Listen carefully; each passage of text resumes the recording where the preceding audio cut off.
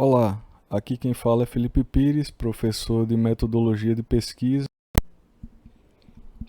Veja, qual que é a problemática nessa questão, né? É que as pessoas que dizem não conseguir escrever, principalmente as pessoas que completaram esse aprendizado, né? Elas têm uma boa noção da estrutura gramatical da língua e etc, né? Elas têm algumas questões até de interpretação, né, do que significa escrever e de interpretação até da própria realidade assim do universo da escrita, né? Então eu resolvi trazer para vocês para tentar ajudar aí os melhores conselhos que eu já vi, já recebi, né, para pessoas que têm aquela dificuldade de colocar as palavras no papel, né? Eu não vou dizer a vocês que é fácil, né? Porque a maioria das pessoas sente uma determinada dificuldade quando vê assim, tá de frente, né, com o papel em branco, né? Por isso que eu coloquei o nome dessa série aqui, Enfrentando o Papel em Branco. Mas existem determinadas noções, né, que se você as tiver em mente, vão ajudar a pelo menos romper essa dificuldade inicial. Veja, os melhores conselhos que eu já obtive em relação a isso vieram de um escritor de literatura aqui da minha terra, né, que se chama Raimundo Carreiro. O Raimundo Carreiro tem uma oficina de escrita literária muito interessante, né? E que uma vez eu participei de algumas aulas e não pude continuar por uma série de razões, mas essas poucas aulas que eu fui, né, esses poucos encontros, abriram muito minha mente em relação à escrita. Então, um dos conselhos que o Raimundo Carreiro deu é esse primeiro: esqueça os críticos. Não é que você não vá levar em consideração nenhuma crítica, principalmente as críticas construtivas, né? Mas é que muita gente, quando está diante do papel em branco, é como se ele tivesse com o crítico, né? Olhando por cima dos seus ombros. Ou seja, as críticas, né, elas já estão dentro da mente do sujeito, né? E o sujeito também, ele sabe, né, que as pessoas do seu entorno vão fazer críticas, né? E futuramente, como o texto é algo que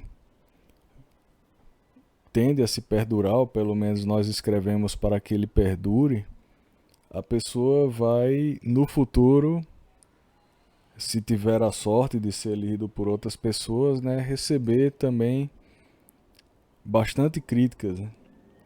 Mas o que você deve fazer é separar as coisas, né? Primeiro, quando você estiver colocando as palavras no papel, não é hora para pensar em críticas. É hora de simplesmente escrever. Você tem que ter a noção de que tá só você ali. E você só vai mostrar esse texto, né? Só vai,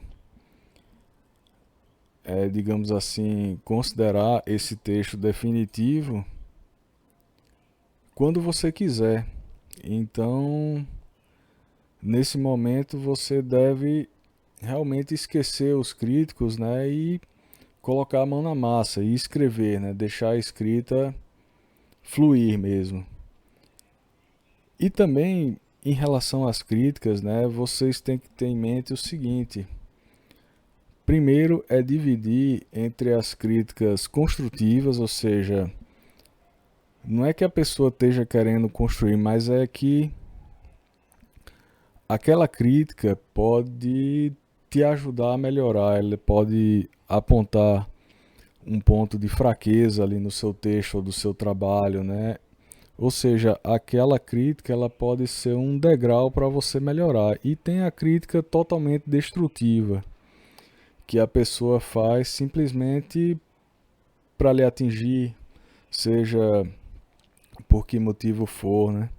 Então, outra coisa que vocês têm que ter em mente quando forem escrever é que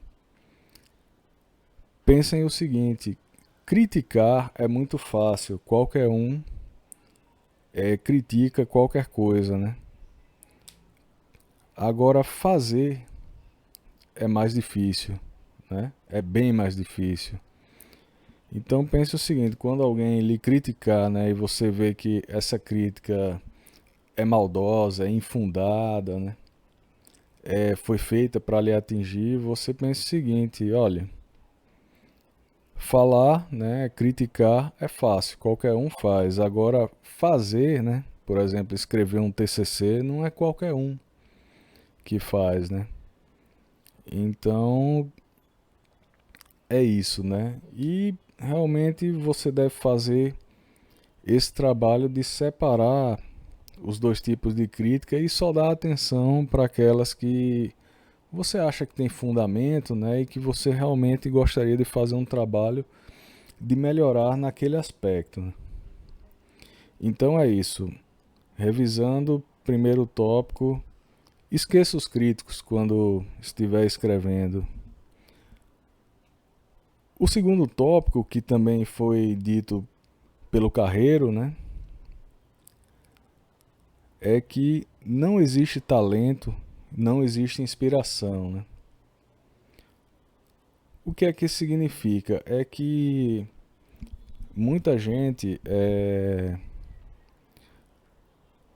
fica bastante nervoso quando vai escrever achando que não tem talento, né? Que existe uma divisão no mundo entre as pessoas que têm talento e as que não têm. Mas não é bem por aí, né? Não existe talento, né? As habilidades, as aptidões, elas são desenvolvidas ao longo do tempo, né? Você talvez pode não ter desenvolvido a facilidade de escrever até aqui, mas você pode muito bem desenvolver e em pouco tempo, né? E outra coisa, não existe inspiração. Ah, eu vou esperar que me venha aquela inspiração para eu escrever. Não, isso não existe, né? Se você for esperar por inspiração, você não escreve um livro, não faz um TCC, né? Porque você vai ter a necessidade de estar escrevendo ali o tempo todo, né? Então você não pode se dar o luxo de esperar inspiração, né? Geralmente as pessoas confundem inspiração com vontade de fazer, né? E muitas vezes o que vai acontecer num trabalho prolongado é que a vontade de fazer, aquele impulso por fazer, né, ele vai vir em momentos muito raros. O que você geralmente vai sentir é dificuldade, é cansaço e etc, né? Então não existe inspiração, o que existe é trabalho duro, né? É organização, é trabalho árduo, né? É planejamento, é sentar todos os dias para fazer, né? Para escrever. E é isso aí, é você saber que de pequenas partes, ou seja, de parágrafo em parágrafo, se compõe um texto, né? Então, é isso, né? Não, não é esperar por talento, inspiração, o sujeito tem o dom daquilo, né? Não, ninguém tem o dom, né? O que tem são habilidades desenvolvidas ao longo do tempo, é muito trabalho árduo, né? Realizado ao longo do tempo, planejamento, rotina, aquela rotina de escrita, né? E de estudo todos os dias. Então é isso, né? Não esperem o talento e não se bloqueiem, né? Digamos assim, hoje eu tô sem inspiração. Já pensou você no dia ali do concurso ou do vestibular, né? Vai fazer uma redação e de repente diz que tô sem inspiração, né? Não tem como, né? Você tem que fazer naquele momento. Então é uma questão de prática mesmo, né? É sentar e começar a escrever. E o terceiro tópico, ele não foi dito diretamente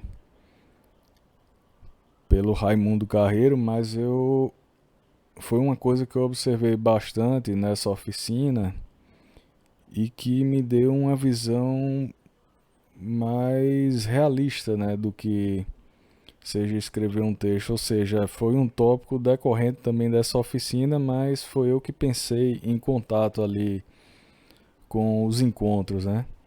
É que você não se escreve um texto pronto de uma vez, né?